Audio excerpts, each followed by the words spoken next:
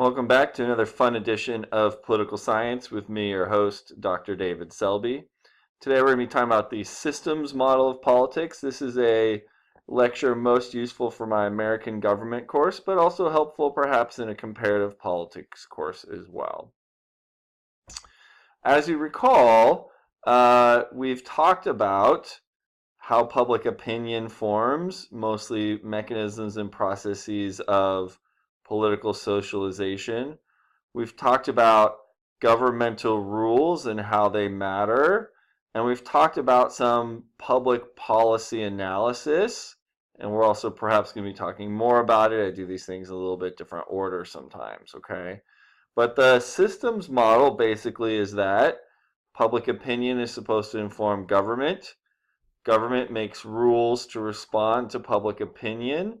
Rules that they make related to whatever becomes public policy, okay?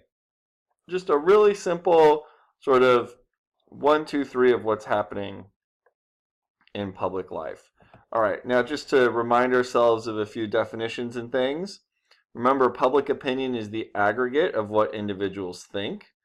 In the flow chart, public opinion is the main cause of governmental activity. It's the input, if you will, into the government machine, if you want to think of it that way. But public opinion doesn't just magically appear to government. There are institutions, specifically media, interest groups, and political parties, that translate what people want to decision makers in the government. Or even transmit might be a better word, but either one is fine. These three institutions we call civil society. In general, again, like I said, civil society are the institutions that translate public opinion to the government. But the institutions of civil society are also engaged in political socialization as well. So they both affect government by bringing public opinion to decision makers, and they affect public opinion itself by trying to change the attitudes of individuals. Think here of the different roles of the media that we saw, especially in Lenz and Holman. Sometimes the media is engaged in political education. Sometimes they're engaged in their watchdog role. And sometimes, increasingly so now, media is playing a direct role in political socialization. Think especially Fox News / MSNBC. Now, interest groups and political parties are more directly political than the media. Media has, political leanings, but they also report on sports and, all these other types of things, right? So actually, interest groups and political parties play a very special role here in translating or transmitting public opinion to the government. Political parties, and that should say interest groups, political parties and interest groups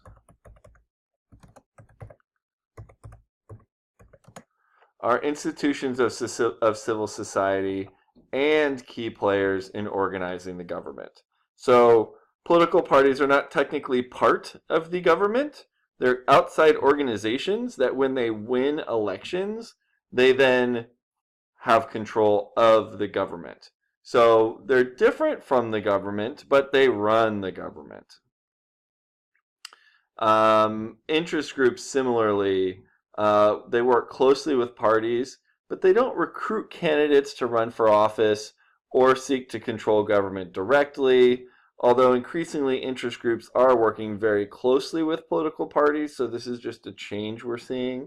But interest groups, rather than make decisions themselves, they want to influence the government. They want to get whatever political party has power to do something for them. So, there's an important question here, is public opinion a cause or an effect, right? And the answer is actually both. Public opinion is affected by many factors and is one of the main causes of governmental action. So Interest groups nowadays actually really try to engage with socialization as well. They run political advertisements. They, uh, try to influence. They try to convince people, try to change people's attitudes and beliefs, things like that. But the rules of government also affect what happens here. So it's not simply speaking the case that public opinion just automatically causes something to happen in government. The rules of government um, affect how public opinion gets translated into public policy. For example, the president may veto a popular law because he doesn't like it for a personal reason, or because someone who it might be a minority opinion, but they really don't like that law, so a president may veto a law for that. So it's just one example how institutions and institutional rules also matter in understanding how public opinion gets translated into government. Other examples here from the legislative and judiciary. In the U.S. Senate, small states tend to have a lot of power, right? Senate's balanced is favors small states. So sometimes a proposed law will be popular nationwide, but unpopular in small states. So their representatives don't want to go for it. There's a example here from a few years back on gun control. Gun control, 90% of Americans support a federal background check program. So that you buy a gun, you have to have a background check. But voters in small states really didn't like it, so their senators kept preventing this law from being passed. Similarly, the judiciary, because it's insulated from electoral competition, i.e. public opinion, is least affected by public opinion. So they do unpopular things on a relatively frequent basis, just to give you a sense of, oops, wrong way. Hi, I'm all big. Oh, there we go. There we go. Okay, hiding. I'm now hiding, and now I'll be back. So let's, take another look at the return to the systems model, just to kind of like keep ourselves in place. We look at culture and socialization in the public opinion box. Sort of that's where everything begins. Then we look at rules of the government in the government box, and we finish with public policy in the policy box. So public policy, the output of government. If public opinion is the input, then public policy is what government makes. When a government makes rules, any rule, that rule or law is what we call public policy. Education policy, criminal justice, foreign policy, social policy, economic policy, etc. And we can study policy using scientific tools as well. We have a slightly, our institutionalism and rational actor tools can be helpful here. There's also some specifically policy-oriented tools I'm going to be teaching you, okay? So, political sociology tends to do a better job at understanding public opinion. Institutionalism, i.e. rational actor theory, is a bit better at understanding the rules of government. And we have policy analysis to look at how well policy is working. Come back. The systems theory of model allows us to keep it all in place, is what it needs to say.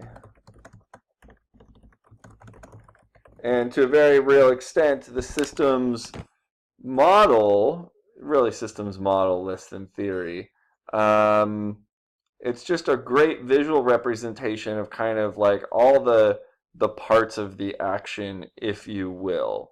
Really nice little model. We can put a lot of what we're doing in the class into it, and then it can kind of help frame, it's almost like a mnemonic device for yourself. It's this simple model, but it keeps everything in place for you, even in your own head. And so I hope that on that level, it's helpful to you.